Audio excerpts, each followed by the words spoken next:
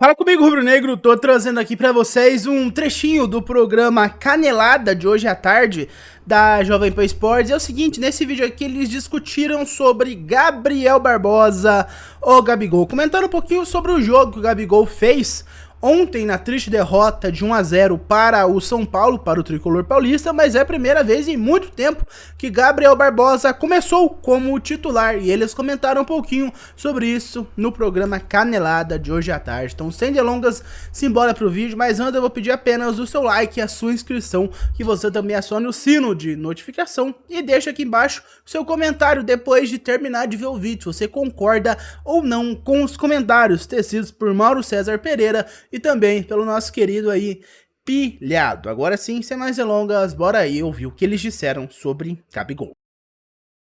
Ô Mauro, uma pergunta que eu queria fazer, né? Claro, eu acho que a gente tem que falar dos garotos do Flamengo também, tá? Que vem decepcionando muito, aí as pessoas têm medo de criticar os garotos do Flamengo. O Flamengo revelou, claro, o Vinícius Júnior, revelou o Paquetá, revelou o Matheus França, que pra mim também explodiria mais no profissional, revelou o João Gomes. Só que essa safra eu não vejo tão talentosa quanto essas últimas. O Vitor Hugo, sempre que entra, nem vontade eu vejo no Vitor Hugo. Eu acho um garoto lento, eu acho um garoto apático. O Matheus Gonçalves, as últimas atuações, a de ontem, então, foi horrível. O Lohan, que começou tão bem, já voltou pra base, voltou de novo, começou de uma forma apática. Ele jogou semana passada com o São Paulo, Sub-20.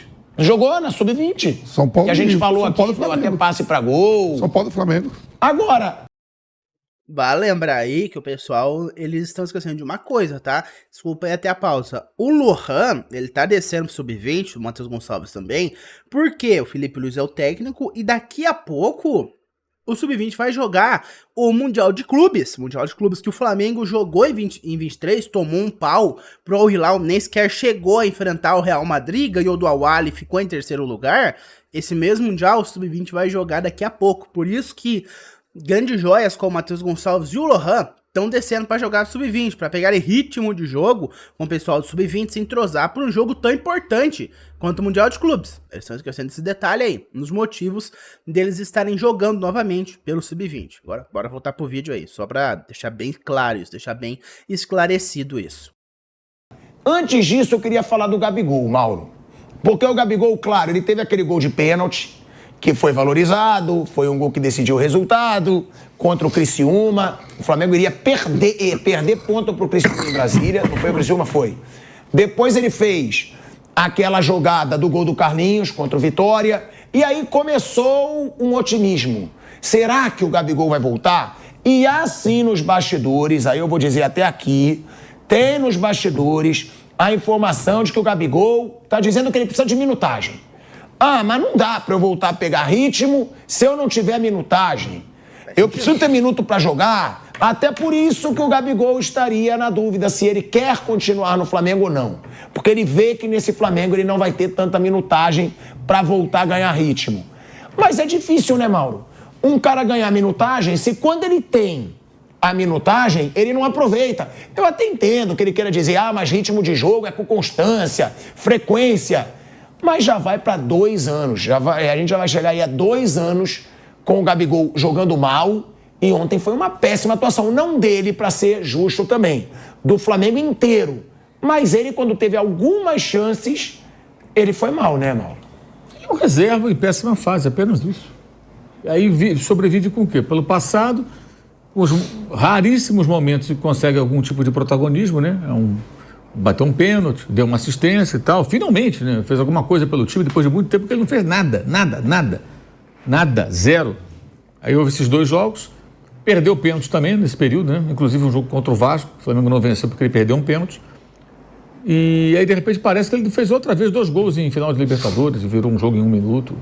Tá a boa vontade dos Gabizetes com o Gabriel. Uma coisa assim, amor incondicional. Tem gente que defende até hoje que ele tem que estar com a camisa 10.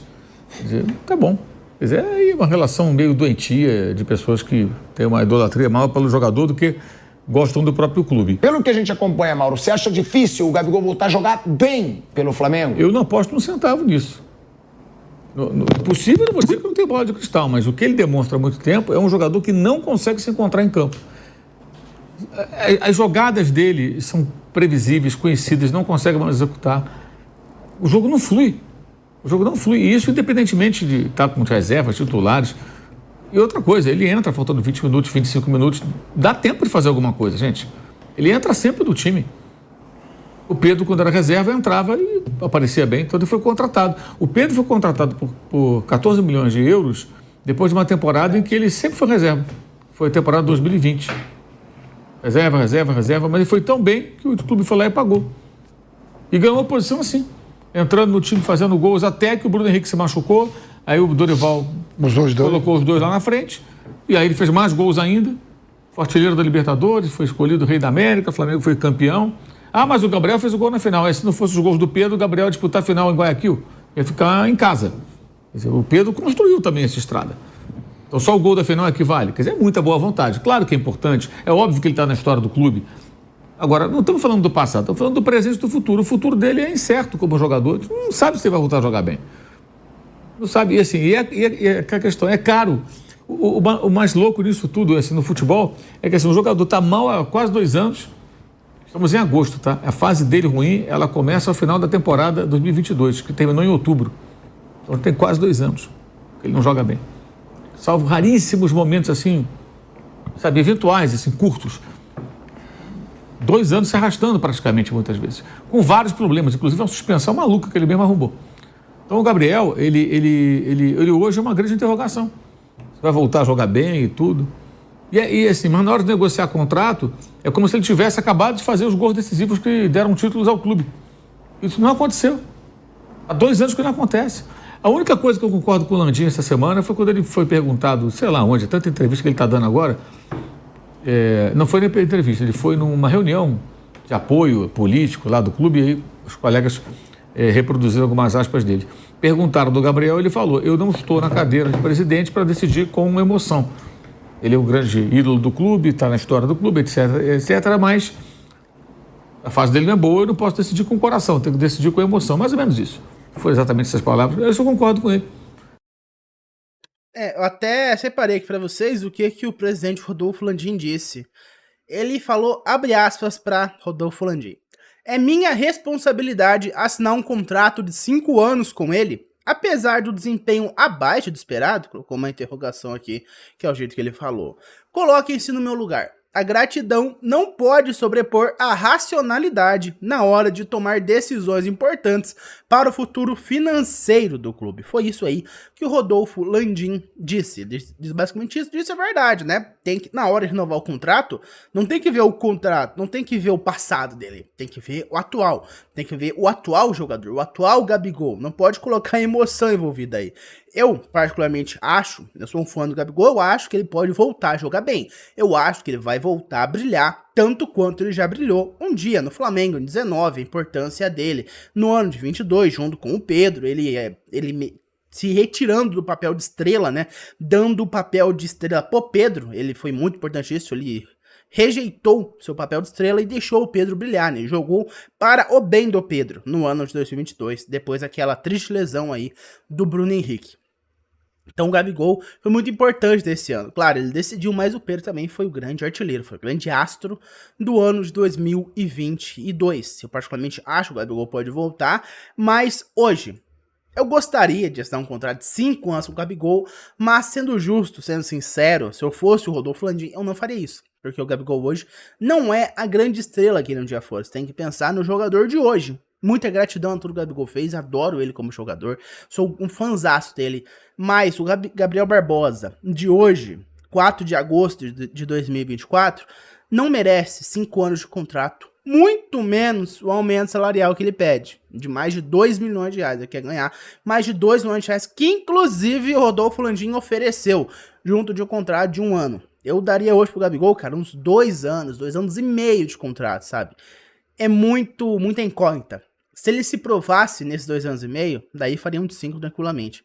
Mas o Gabigol de hoje, apesar de eu gostar muito dele, sendo sincero, pensando como o Landim, não merece nem um pouco o aumento salarial que ele pede e também o termo de contrato, que são 5 anos. Ele é novo, mas o futebol dele hoje não justifica, não valida um contrato de 5 anos. O Arrascaeta eu renovaria, De La Cruz eu renovaria, Pedro, então, nem sequer pergunto, com certeza renovaria, mas o Gabigol hoje não merece. Mas por enquanto foi isso, meus amigos. Muito obrigado por ter me ouvido até aqui. Relembrando, deixa seu like, se inscreve no canal, também aciona o sino de notificação. Eu vejo vocês no próximo vídeo. Um abraço a todos e até mais. Vamos, Flamengo!